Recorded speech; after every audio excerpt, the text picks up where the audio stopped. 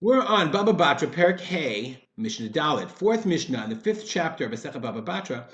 We're continuing to talk about standard sales and what's included. So now we're going to talk about land and trees. If you buy trees, says the Mishnah, Hakonesh shnei ilanot b'toch sadeh chavero. A person sells you two trees in his field. He's got a bunch of trees, and you want to buy two olive trees. Hareze lo kana karka. So not included in the fee in the sale is the karka, is the land. You only bought the trees. Rabbi Meir says, no, kana karka. Two trees is considered is enough to buy the land around them. The question is, it's a really important question. Do you buy, what's the ramifications? Do you buy the trees? The trees need the land in order to survive, and that's part of the sale. But we're going to see, is the land included or not? So two, according to the Tanakama, is not enough. We'll see 1 second, we'll skip for a second. Kanashlo, shakanakaka. Everyone agrees that if three trees, then you bought like a mini field, and the land belongs to you. What are the ramifications? Okay, if you lo kana karka, not so if you didn't buy the land, higdilu, if the trees got bigger, meaning let's say so you bought it, so now the trees get bigger and bigger and bigger, and now the branches have spread in such a way that they're preventing sunlight from reaching the guy's other produce or the other crops growing in the fields. Lo yishafed, the owner of the fields cannot trim back the trees. Okay, why not? The owner can't cut them back. Even though the shade caused by the trees is damaging his land. Since the owner of these two trees doesn't own any land, the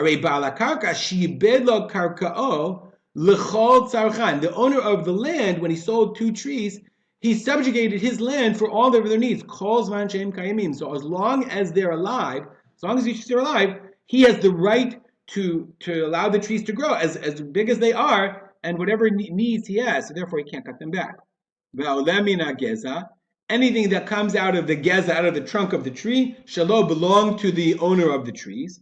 Umina sharashim, but whatever comes out of the roots, shabalakarka, that belongs to the owner of the land. Meaning, if something grows out of the roots, and that the guy can cut it, and the owner of the land can cut it and sell the roots, sell the tree, sell whatever grows out of the roots. Okay, anything above the land belongs to the owner of the tree. Okay, shirasha, but anything that comes from under the ground, shalom, of the trees. Okay, he shouldn't let it grow. Why? If he allows the roots to grow, he doesn't want to allow the roots to grow. Why? Let's say the roots grow, another shoot comes off, and we don't see it comes from the roots, but now it looks like another tree. Okay, and then it'll look like three trees. And the buyer will say, I bought three trees, not two trees. And since I bought three trees, the land around the trees belongs to me. So therefore, the owner of the land is always vigilant to see if any shoots grow off the roots, he's going to cut them down because he doesn't want the guy coming and claiming the land belongs to him. Okay, and if the trees died, then the owner of he doesn't have the right to replant new trees because he only bought trees, he didn't buy land. But on the other hand, if he bought three trees, kana karka, then he has also it's considered like the Bartanura says chashive sde ilan. It's like you bought a mini field of trees. The kana bekarka sheyesh bein ilan the ilan. He bought the land between each tree. Okay, and under them and around them needed for the light besalo and also for his sal, for his basket. So that the person who collects the trees can come with his basket. Okay, but it's only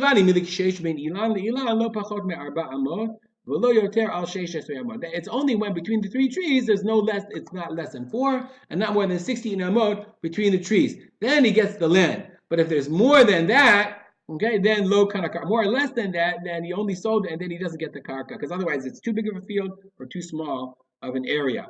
Okay, but therefore, if he's kana karka, higdilo, if it goes beyond, if the trees grow beyond their boundaries, yishafed, then the owner of the surrounding field does have the right to trim the trees. Why? Because he didn't sell the land. He didn't subjugate all of his land because this guy's got his own little mini field.